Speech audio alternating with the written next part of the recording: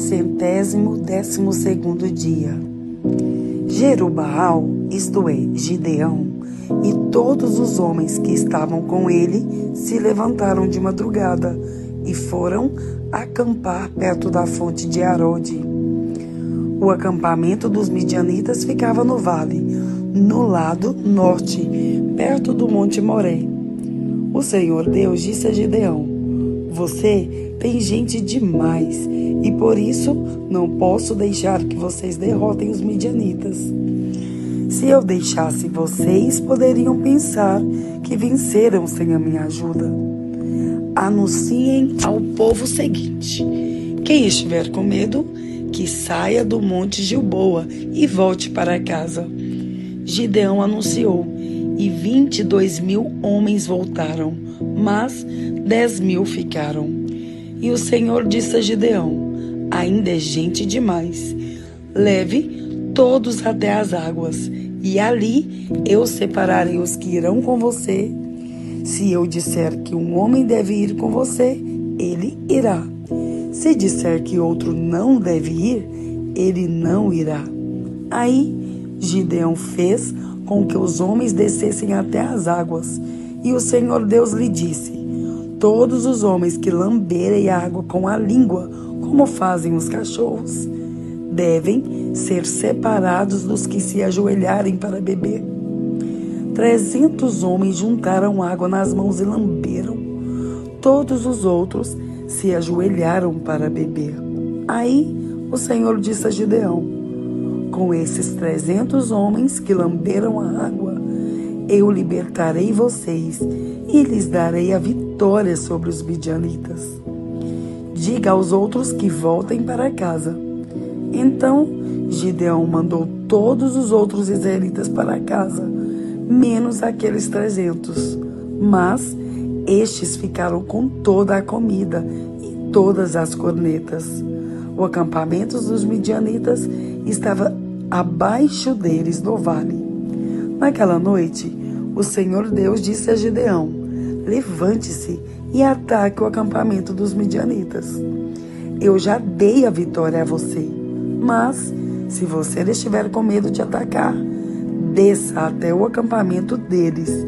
Leve junto Purá, o seu ajudante.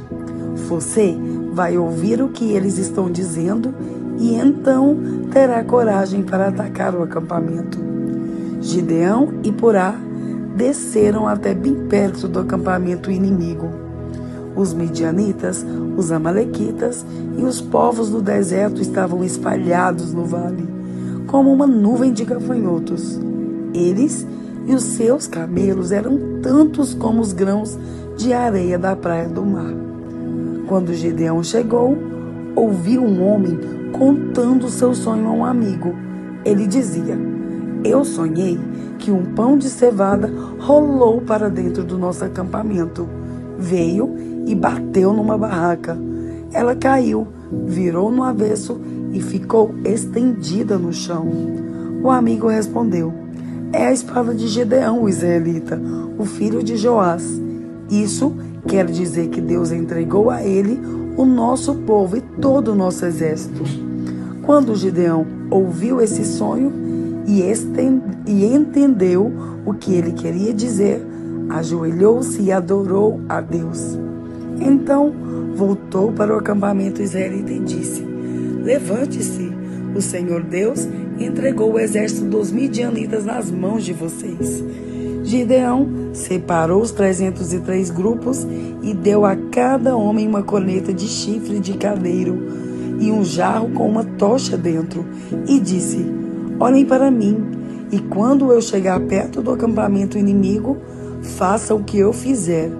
Quando eu e o meu grupo tocarmos as cornetas, então vocês, que estarão cercando o acampamento, toquem as cornetas e gritem: pelo Senhor e por Gideão. Um pouco antes da meia-noite, na hora de ser tocada a guarda, Gideão e os 100 homens chegaram bem perto do acampamento. Então, tocaram as cornetas e quebraram os barros que levavam. Os 3 grupos tocaram as cornetas e quebraram os jarros. Eles seguravam a tocha na mão esquerda e a corneta na direita e gritavam: uma espada pelo Senhor e por Gideão. E cada um ficou parado no seu lugar, em volta do acampamento. Então todo o exército inimigo fugiu gritando. Enquanto os 300 homens tocavam as cornetas, o Senhor Deus fez com que os homens do acampamento atacassem uns aos outros com as suas espadas. Eles fugiram na direção de Zerera e foram até Bet-sita e até a divisa de Abel-Meolá, perto de Tabate. Então, os homens das tribos de Naftali, de Aser e das duas metades da tribo de Manassés foram chamados e perseguiram os midianitas. Gideão enviou mensageiros para dizerem a todos os que moravam na região montanhosa de Efraim: desçam e lutem contra os midianitas. Defendem o rio Jordão e os seus riachos até Bet-bara e não deixem os midianitas atravessarem. Então os homens de Efraim foram e defenderam o rio Jordão e os seus riachos até Bet-bara. Eles prenderam Oreb e Zeebe, os dois chefes midianitas. Mataram Oreb na pedra de Oreb e mataram Zeebe no seu tanque de pisar uvas.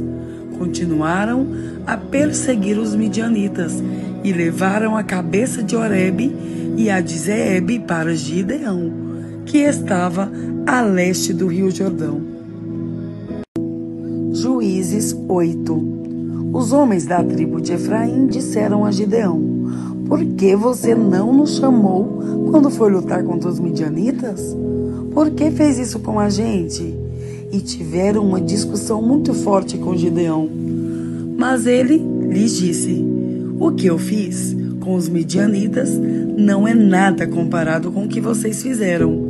Até aquilo que o menor dos homens de Efraim fez tem mais valor do que aquilo que todos os homens do grupo de famílias de Abiezer fizeram. Deus entregou Oreb e Zeebe, os chefes midianitas, a vocês.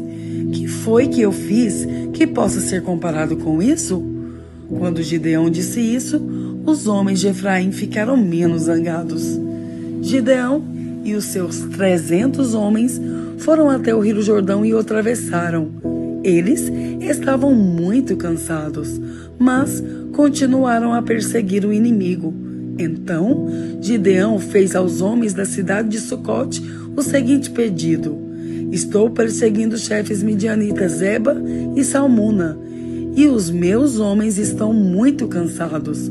Por favor, deem comida para eles. Mas os chefes de Sucote responderam: por que devemos dar comida para o seu exército? Você ainda não prendeu Zeba e Salmuna. Aí Gideão disse: está bem, mas quando o Senhor me entregar Zeba e Salmuna, eu rasgarei a carne de vocês com os espinhos das plantas do deserto. Gideão foi a Penuel e fez o mesmo pedido aos homens dali. Mas os homens de Penuel lhe deram a mesma resposta que os homens de Sucote tinham dado. Aí Gideão disse: quando eu voltar, são e salvo, derrubarei essa torre. Zeba e Salmuna estavam em Carcor com seu exército. De todo o exército dos povos do deserto, restavam apenas 15.000 homens. 120.000 tinham sido mortos. Gideão foi pelo caminho que rodeava o deserto a leste de Noba e Jogbeá, e atacou de surpresa o exército inimigo. Zeba e Salmuna, os dois chefes midianitas, fugiram, mas ele os perseguiu e os prendeu, e o exército inteiro foi derrotado. Gideão, filho de Joás, voltou da batalha pela subida de Eres. Prendeu um moço de Sucote e lhe fez perguntas. Então o rapaz escreveu para Gideão os nomes dos 77 chefes e líderes de Sucote. Aí Gideão foi falar com os homens de Sucote e disse: Vocês lembram de quando me desprezaram? Vocês disseram que não iam dar comida para o meu exército cansado, porque eu ainda não tinha prendido Zeba e Salmuna. Muito bem, aqui estão eles. Então pegou espinhos das plantas do deserto e com eles castigou os chefes de Sucote. Também derrubou a torre de Penuel e matou os homens daquela cidade. Aí perguntou a Zeba e Salmuna: com quem se pareciam os homens que vocês mataram em Tabor? E eles responderam: pareciam com você. Todos tinham um jeito de príncipe. Gideão disse: eles eram meus irmãos, filhos da minha mãe.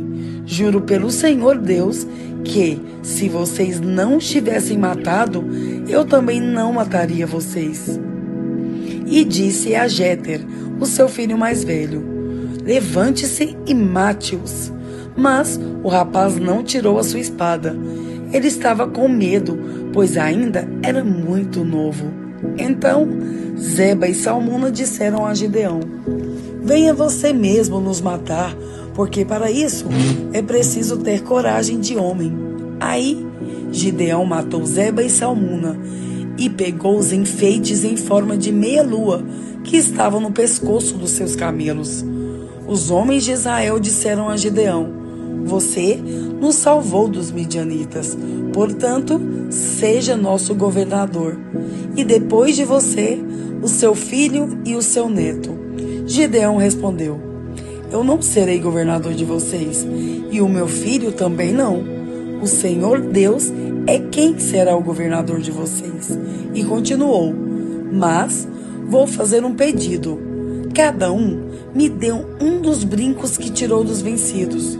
Os midianitas usavam argolas de ouro nas orelhas, porque eram gente do deserto. Os homens de Gideão responderam: nós os daremos com prazer a você.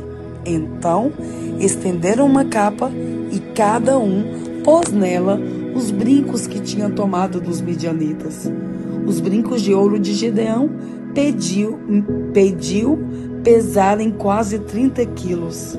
Isso fora os enfeites, os colares e as roupas de púrpura que os chefes de Midian usavam.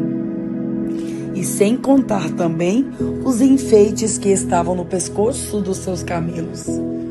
Com o ouro, Gideão fez um ídolo e o colocou em Ofra, a sua cidade. Então, todos os israelitas abandonaram a Deus e iam lá para adorar o ídolo. E isso foi uma armadilha para Gideão e a sua gente. Os midianitas foram derrotados pelos israelitas e por muito tempo deixaram de ser uma ameaça para eles. E a terra ficou em paz durante 40 anos enquanto Gideão viveu. Gideão voltou e ficou morando na sua própria casa. Ele foi pai de 70 filhos, pois tinha muitas mulheres. Ele também teve uma concubina em Siquém, e ela lhe deu um filho. Gideão pôs nele o nome de Abimeleque. Gideão, filho de Joás, morreu bem velho e foi sepultado no túmulo de Joás, o seu pai, em Ofra, a cidade do grupo de famílias de Abiezer. Depois que Gideão morreu, o povo de Israel abandonou a Deus novamente e adorou os deuses dos cananeus. Eles adotaram Baal-Berite como o seu Deus. Não serviram por muito tempo ao Senhor Deus, que havia livrado de todos os inimigos que viviam ao redor deles. E também não foram agradecidos à família de Gideão por tudo de bom que ele havia feito para o povo de Israel. Salmos 19. Salmo de Davi, ao regente do coro. O céu anuncia a glória de Deus e nos mostra aquilo que as suas mãos fizeram. Cada dia fala dessa glória ao dia seguinte, e cada noite repete isso a outra noite. Não há discurso nem palavras, e não se ouve nenhum som. No entanto, a voz do céu se espalha pelo mundo inteiro, e as suas palavras alcançam a terra toda. Deus armou no céu uma barraca para o sol. O sol sai dali todo alegre como um noivo, como um atleta ansioso para entrar numa corrida. O sol sai de um lado do céu e vai até o outro lado. Nada pode se esconder do seu calor. A lei do Senhor é perfeita e nos dá novas forças. Os seus conselhos merecem confiança e dão sabedoria às pessoas simples.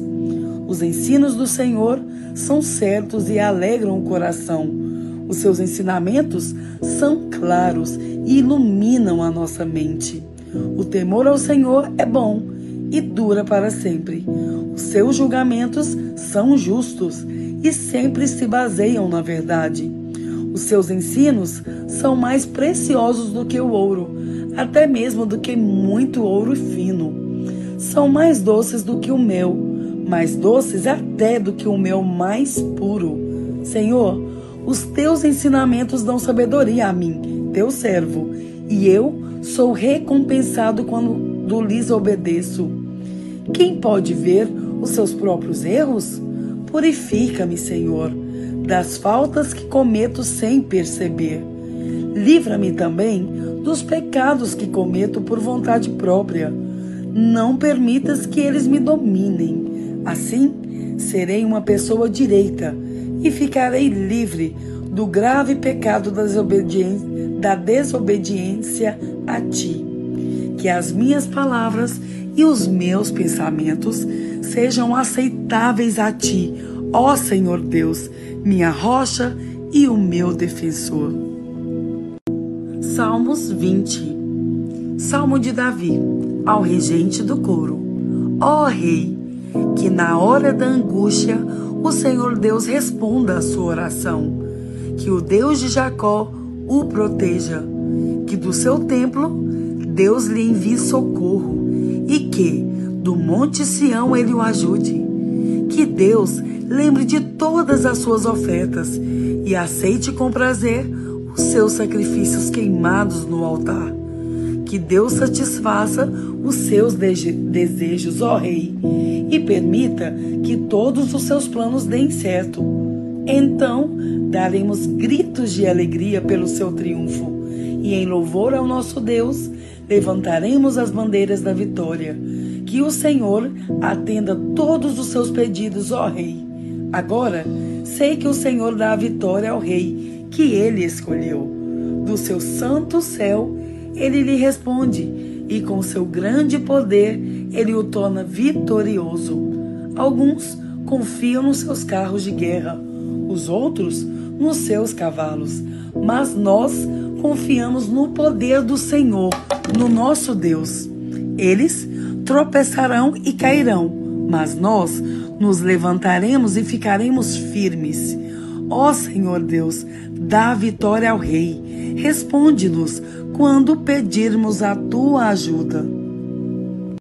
Salmos 21. Salmo de Davi, ao regente do coro. Ó Senhor Deus, o rei está muito feliz, porque lhe deste força. Está muito contente, porque o tornaste vitorioso. Tu satisfizeste os seus mais profundos desejos e lhe deste o que lhe pediu. Tu o recebes com bênçãos preciosas e puseste uma coroa de ouro na sua cabeça. O rei pediu vida e tu lhe deste vida longa sem fim. A glória do rei é grande, porque tu o ajudaste. Tu lhe deste majestade e fama. As tuas bênçãos estão sobre ele para sempre, e a tua presença lhe dá muita alegria. O rei confia no Senhor, o Rei Altíssimo, e por causa do amor do Senhor, ele será rei para sempre. O rei prenderá os seus inimigos. Com a sua força, ele prenderá todos os que o odeiam. Ele aparecerá e os destruirá como um fogo devorador. Na sua ira, o Senhor os devorará, e o fogo acabará com eles. Nenhum dos seus descendentes ficará vivo. O rei matará todos. Os inimigos planejam maldades e traições contra o rei, porém não terão sucesso. Ele atirará suas flechas contra eles e os fará fugir. Ó Senhor Deus, nós te louvaremos por causa do teu poder. Nós cantaremos e louvaremos a tua força.